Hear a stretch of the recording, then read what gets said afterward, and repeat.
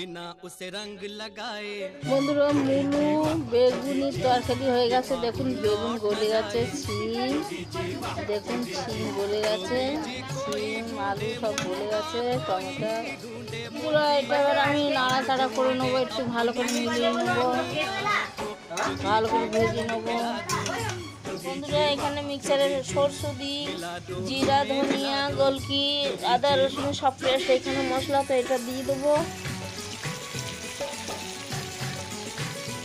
মাছের ঝোলে সব মাছগুলো দিয়ে দিচ্ছি, ভাজাতেও খাচ্ছে সব বাচ্চাগুলো। এই যে বিছিয়ে দিলাম, আমার তরকারি এবার কমপ্লিট। আর একটু ফুটি বন্ধুরা, এই তরকারিটা কমপ্লিট হয়ে যাবে। আপনারাও এরকমভাবে দেখুন, একটা দিয়েছে, একটা দুইজনের বাচ্চারা খাচ্ছে, তো দুটো মাছ ভাজা খাবে। একটা মাছ ভাজা নিয়ে নিচ্ছি ভাতের সাথে। দেখুন আমার এখানে ভাত রান্না হয়ে গেছে, এখানে মাছ ভাজা ভাত এই থালাতে নিয়ে নিয়েছি, এখানে ঝোল ফুটছে, এবার মাছটা দিয়ে